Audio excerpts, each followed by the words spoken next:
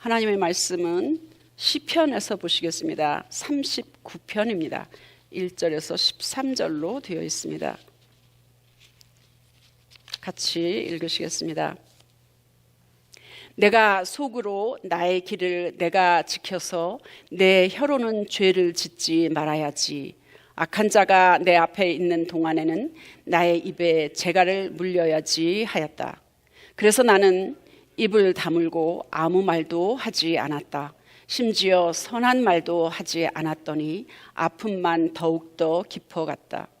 가슴속 깊은 데서 뜨거운 열기가 치솟고 생각하면 할수록 괴로움만 더욱 커져서 주님께 아뢰지 않고는 견딜 수 없었다. 주님, 알려주십시오. 내가 얼마나 더 살겠습니까? 내가 언제 죽습니까?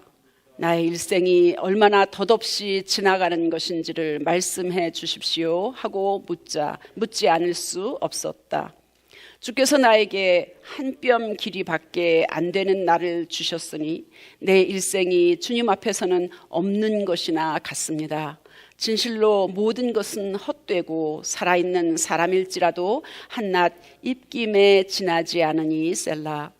걸어다닌다고는 하지만 그 한평생이 실로 한오락이 그림자일 뿐 재산을 늘리는 일조차 다 허사이니 장차 그것을 거두어 드릴 사람이 누구일지는 아무도 모르는 일입니다. 그러므로 주님, 이제 내가 무엇을 바라겠습니까? 내 희망은 오직 주님뿐입니다. 내가 지은 그 모든 죄악에서 나를 건져 주십시오. 어리석은 자들의 비난거리가 되지 않게 해 주십시오. 내가 잠자코 있으면서 입을 열지 않음은 이 모두가 주께서 하신 일이기 때문입니다. 주께서 내리신 재난을 나에게서 거두어 주십시오. 주의 손이 나를 치시면 내 목숨은 끊어지고 맙니다. 주께서 인간의 잘못을 벌하시고 그 욕망을 조미 먹은 옷같이 삭게 하시니 인생이란 참으로 허무할 뿐입니다. 셀라. 주님, 내 기도를 들어주십시오. 내 부르짖음에 귀를 기울여 주십시오. 내 눈물을 보시고 잠잠히 계시지 말아 주십시오. 나 또한 주상처럼 떠돌면서 주님과 더불어 살아가는 나그네이기 때문입니다. 숨 한 번 돌릴 수 있도록 내가 떠나 없어지기 전에 내게서 눈길 한 번만 돌려주십시오. 여기까지인데 다른 번역에 있는 그걸 13절 하나 더 추가했습니다. 같이 읽습니다. 주는 나를 용서하사 내가 떠나 없어지기 전에 나의 건강을 회복시키소서. 아멘. 하나님의 말씀입니다. 오늘 설교 제목은 예수님만이 소망입니다. 예수님만이 소망입니다. 여러분도 그렇게 생각하세요? 아멘이십니까? 네. 사순절 기간에 3월 5일부터 시작했는데 월요일부터 토요일까지 저녁 5시 교회에서 함께 시편 한 장씩 묵상하면서 기도하고 있습니다.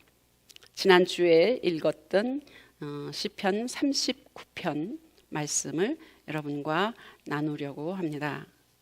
소망, 희망, 이것은 믿음과 아주 밀접한 관계가 있습니다. 믿지 못하는데 내가 어떻게 바래?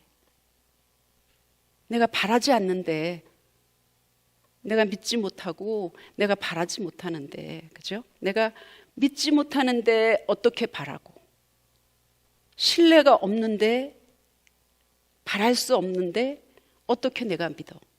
그래서 믿음과 소망은 아주 밀접하게 관계가 있습니다.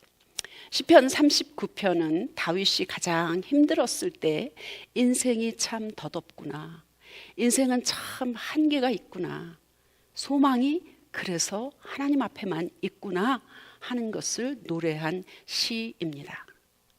이 시를 지을 때 혹자는 다윗이 임종을 앞두고 몸이 매우 약하고 힘들었고 병들었을 때 지은 시다, 이렇게도 이야기하고, 어떤 사람은 다윗이 그의 아들 압살롬에게 음모를 또 당했고, 또 왕위를 찬탈하려고 이러고 저러고 공격하지 않았습니까?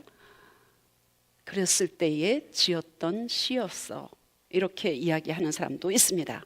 아무튼 확실한 것은 어떤 마음으로 어떤 때에 지었는지는 모르지만 분명한 것은 다윗이 매우 힘들고 어려웠을 때 지은 시였습니다. 인생의 덧없음을 앞절, 5절, 6절에서 이야기하고, 또 하나님만이 유일한 소망이라는 것을 7절에서 분명하게 확신하면서 고백했습니다. 다윗의 심정은 아무튼 매우 어둡고 비관적이었고 낙심되었고, 그럼에도 불구하고 하나님을 향한 깊은 믿음, 그를 향한 아주 진실한 사랑이 우리는 이 시를 통해서 알 수 있습니다. 그의 상황이라면 누구라도 하나님의 사랑을 의심할 수 있습니다. 하나님에 대한 소망을 가질 수가 없습니다. 그럼에도 불구하고 다윗은 그의 허무함과 절망 속에서 하나님에 대한 소망을 외치고 있습니다. 위기를 오히려 극복했습니다. 오히려 위기의 상황에서 하나님께 오히려 더 가까이 가고 더 기도하고 더 주님을 높이며 주님을 바라보는 그 믿음을 우리는 볼 수 있습니다. 소망을 하나님께 두는 자는 어떤 위기와 고난에도 요동치 않고 믿음의 경건함을 지킬 수 있다고 하나님은 말씀하고 계십니다. 39편 우리 읽은 앞부분에 보면 뜬금없이 다윗은 말의 절제, 억울한 일을 당할 때, 조롱을 받았을 때 반격하지 않았다. 입을 꾹 다물고 있었다고 이야기합니다. 뜬금없는 것처럼 그렇게 제게는 보였습니다.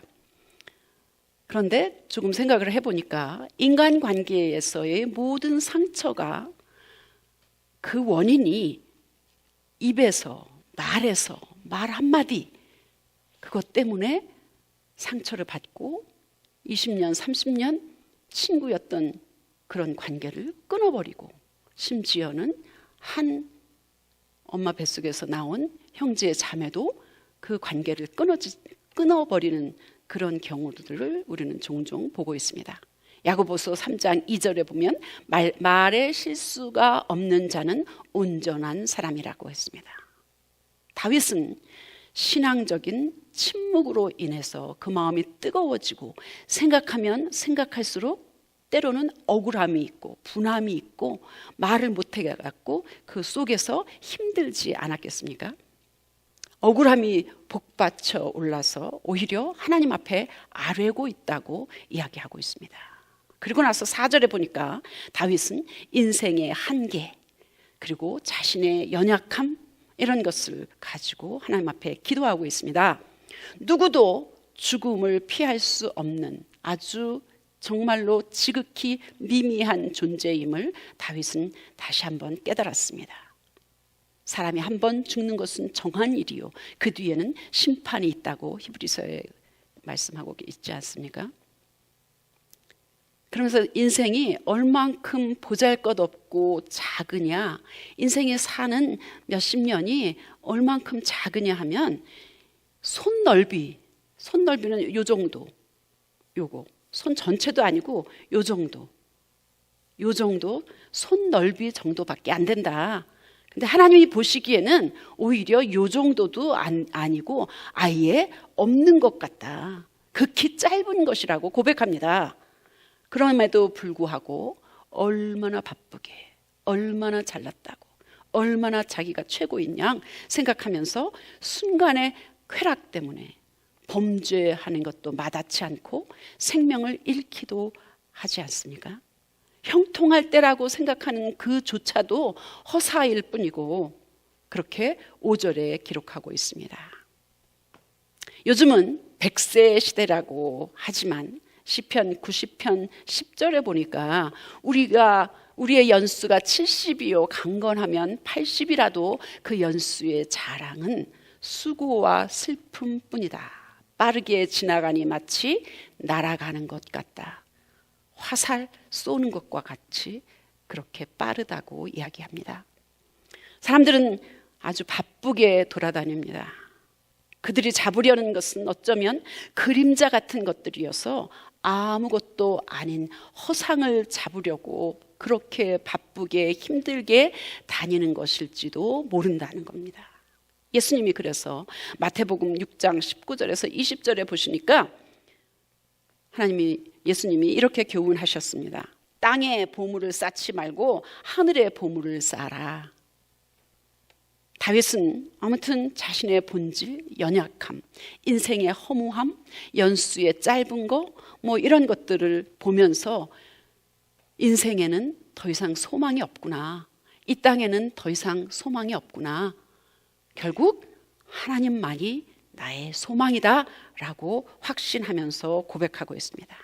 다윗은 지금 최악의 상태를 맞고 있습니다. 원수들의 음모하고 심지어는 자식에게까지 공격을 당하고 많은 사람들이 조롱하고 이런 상태에서 아주 최악의 절망 상태였었습니다.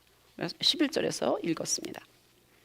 그런데 하나님께서는 출애굽기에서도 신명기에서도 레위기에서도 이스라엘에 거주하는 객과 거류자들, 나그네들을 선대하라고 명하셨습니다.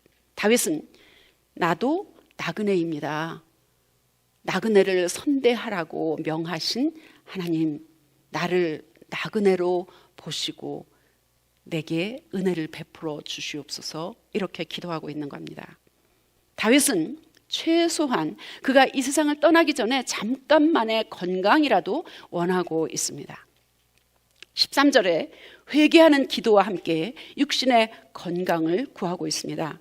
이는 이 땅에서 많은 사람들이 건강하게 잘 먹고 잘 살고 오래 살기 위한 그런 세상 욕심하고는 좀 다르다고 많은 성경학자들이 이야기하고 있습니다.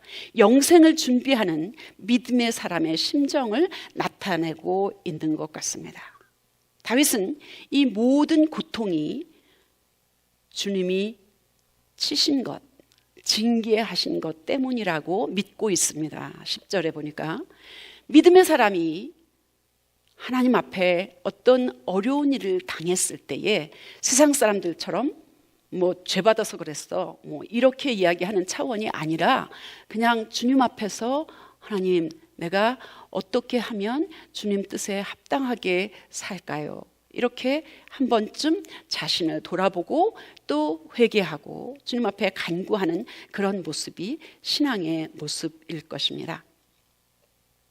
불신자들은 인생에 무상한 것을 안으면서도 그 공허감을 메꾸기 위해서 더욱 세상의 것들에 의존합니다. 우상을 만들어서 그 앞에다가 만족하고 또 빌고 이런 일들을 하고 있습니다. 그러나 다윗은 주님밖에는 소망이 없다는 것을 확신하면서 하나님 앞에 더욱더 가까이 나가고 있습니다. 다윗은 고난 중에 가장 절망적인 상황에서 주님만이 소망이라는 고백을 했습니다. 여러분은 어떠세요?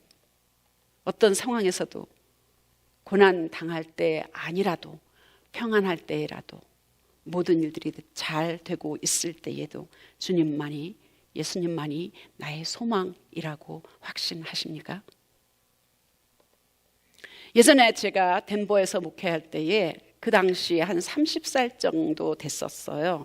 지금은 아마 40이 넘었을 것 같은데 아주 심한 자폐증을 앓고 있던 그런 가족, 부모님과 함께 있었는데 그 부모님, 그 가족을 자주 신방했었습니다.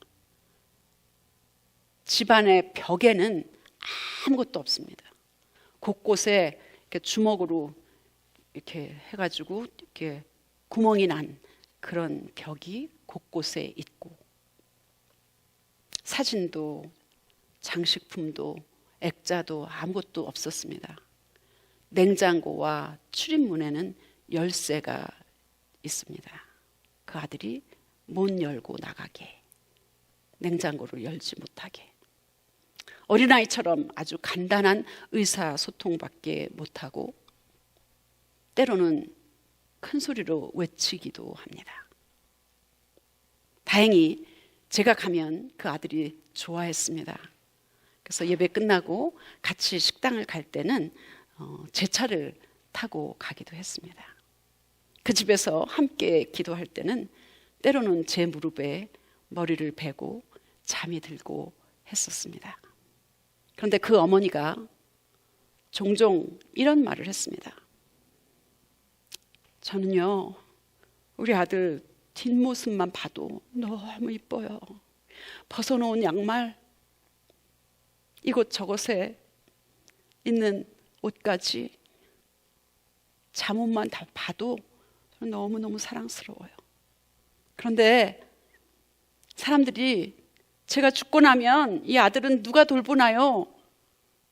이렇게 종종 이야기를 하는데 그 소리가 저는 제일 듣기 싫어요. 저는 이 아들이 좋아질 거라는 희망이 없으면 하루도, 단 한순간도 살 수가 없거든요. 그렇게 이야기하곤 했습니다. 헛된 꿈이든 하나님이 반드시 낫게 해주실 거라고 믿는 믿음이든 그분이 고통을 이기고 버틸 수 있게 해주는 것은 바랄 수 없는 것을 바라게 하는 소망, 희망이었습니다. 우리가 그 아들을 볼 때에 도저히 현실적으로 될 수 없는 것, 바랄 수 없는 것을 바란다고 그 엄마 집사를 이야기할지도 모르겠습니다. 그런데 바라는 것이, 믿는 것이, 바랄 수 없는 것을 바라면서 믿고 소망하고 기대하는 것이 어찌 그 엄마뿐이겠습니까? 성경에 나오는 아브라함도 바랄 수 없는 것을 바랐습니다. 믿을 수 없는 것을 믿었습니다. 결국은 100세의 아들 이삭을 얻었고 너의 자손이 하늘의 별같이 많아질 것이라고 이야기하고 약속하셨던 그 하나님의 약속이 그대로 이루어졌습니다. 한국 땅에 조선 말에 1870년인가 그때쯤 미국 선교사들이 한국에 들어가서 엄청 핍박받지 않았습니까? 많이 죽었습니다. 복음 전했습니다. 학교 세웠습니다. 병원도 세웠습니다. 소망이 있었겠습니까? 그런데 여러분과 제가 한국에 수많은 하나님의 자녀들이 있지 않습니까? 바랄 수 없는 것을 바라는 것, 그것은 우리 노력과 우리 인간적인 판단으로 되는 것이 아니라 하나님이 주시는 은혜입니다. 우리가 믿는 기독교가 다른 종교와 크게 다른 것 두 가지 제가 종종 이야기했습니다. 죽음과 죄의 문제를 해결해 주는 것입니다. 죽은 사람이 어떻게 살아납니까? 우리가 지은 죄를, 우리가 죄인으로 태어났는데 어떻게 하나님의 자녀가 되고 우리가 죄에서 벗어날 수가 있겠습니까? 불가능한 일입니다. 부활도 있을 수 없고 죄 용서도 우리 스스로는 불가능하지만 예수님이 우리 대신 십자가에서 죽으셨기 때문에 우리는 그 예수를 믿음으로 하나님의 자녀가 되었습니다. 그래서 우리는 예수를 믿습니다. 그래서 우리는 예수를 믿고 자유해졌습니다. 그래서 우리는 죽어도 부활할 것입니다. 믿으십니까? 그래서 우리는 찬송합니다. 그래서 우리는 예배합니다. 현실적인 고난과 상관없이 감사하면서 평안하면서 살 수 있습니다. 힘들어도 몸으로 산 제사를 드리기 위해서 주님 앞에 예배하는 것입니다. 몸이 죽어도 천국 갑니다. 부활하신 예수님, 그 예수님을 믿고 우리도 부활할 것을 믿습니다. 예수님이 다시 오실 것을 믿고 그래서 우리는 소망 가운데 살 수 있습니다. 아멘. 우리 한국에 지난 금요일 윤석열 대통령이 탄핵이 인용되었습니다. 그래서 파면되었습니다. 국가적으로 절망 상태, 고난 상태입니다. 주님만이 소망임을 깨닫고 겸손히 회개해서 하나님의 관계가 회복되고 모든 일이 속히 안정되기를 기도합니다. 많은 목사님들이 짧은 기간에 경제적으로 놀랍게 성장했고 한국 땅이 아주 급속도로 발전하는 사이에 믿음이 식어졌다. 기도하는 사람들이 기도가 약해졌다. 잠자는 영혼들이 많아졌다. 형식적인 기도만 한다. 그것을 회개해야 된다. 이렇게 이야기하고 있습니다. 끝으로 소망에 관한 성경 말씀을 읽으면서 그 말씀으로 우리가 기도하기를 소원합니다. 함께 읽을 때 주님께서 우리 모두에게 주를 향한 소망을 주시고 예수님만이 우리의 소망임을 확신하게 해주셔서 우리의 소망을 주님 안에서 속히 이루어 주시기를 기도합니다. 함께 읽으시겠습니다. 소망이 더디 이루어지면 그것이 마음을 상하게 하거니와 소원이 이루어지는 것은 곧 생명나무라. 장절은 읽지 않고 그냥 하나님 말씀만 읽습니다. 주님밖에는 나에게 희망이 없습니다. 주님, 어려서부터 나는 주님만을 믿어왔습니다. 주여, 이제 내가 무엇을 바라리요? 나의 소망은 주께 있나이다. 나의 영혼아, 잠잠히 하나님만 바라라. 무릇 나의 소망이 그로부터 나오는도다. 나는 항상 소망을 품고 주를 더욱더욱 찬송하리이다. 주의 종에게 하신 말씀을 기억하소서. 주께서 내게 소망을 가지게 하셨나이다. 이 말씀은 나의 고난 중에 위로라. 주의 말씀이 나를 살리셨기 때문이니이다. 주의 말씀대로 나를 붙들어 살게 하시고 내 소망이 부끄럽지 않게 하소서. 야곱의 하나님을 자기의 도움으로 삼으며 여호와 자기 하나님에게 자기의 소망을 두는 자는 복이 있도다. 소망의 하나님이 모든 기쁨과 평강을 믿음 안에서 너희에게 충만하게 하사 성령의 능력으로 소망이 넘치게 하시기를 원하노라. 우리가 소망으로 구원을 얻었음에 보이는 소망이 아니니 보는 것을 누가 바라리요. 소망의 하나님이 모든 기쁨과 평강을 믿음 안에서 너희에게 충만하게 하사 성령의 능력으로 소망이 넘치게 하시기를 원하노라. 또 약속하신 이는 미쁘시니 우리가 믿는 도리의 소망을 움직이지 말며 굳게 잡고 우리 주 예수 그리스도의 아버지 하나님을 찬송하리로다. 그의 많으신 긍휼대로 예수 그리스도를 죽은 자 가운데서 부활하게 하심으로 말미암아 우리를 거듭나게 하사 산 소망이 있게 하시며 그리스도께서 나타나시면 우리도 그와 같이 될 것임을 압니다. 그때에 우리가 그를 참 모습 그대로 뵙게 될 것이기 때문입니다. 주를 향하여 이 소망을 가진 자마다 그의 깨끗하심과 같이 자기를 깨끗하게 하느니라. 율법은 아무것도 완전하게 하지 못하였습니다. 그래서 하나님께서는 더 좋은 소망을 우리에게 주셨습니다. 우리는 이 소망을 힘입어서 하나님께 가까이 나아갑니다. 아멘. 기도하시겠습니다. 하나님이 우리를 영적으로 먹여주셨습니다. 더욱더 사랑하라고 말씀하신 것을 우리가 받았습니다. 찬송한 대로, 기도한 대로 주님께서 우리에게 말씀하신 대로 살 수 있도록 결단했습니다. 그렇게 살 수 있도록 성령님이 도와주시고 예수 그리스도의 놀라우신 희생과 헌신과 부활이 우리에게도 임하고 하나님의 극진하신 사랑하심이 우리 모두에게, 우리가 사랑하는 가족들에게, 앞으로 천국으로 초청할 많은 사람들에게 지금부터 영원토록 함께 하시기를 간절히 축원하옵나이다. 아멘.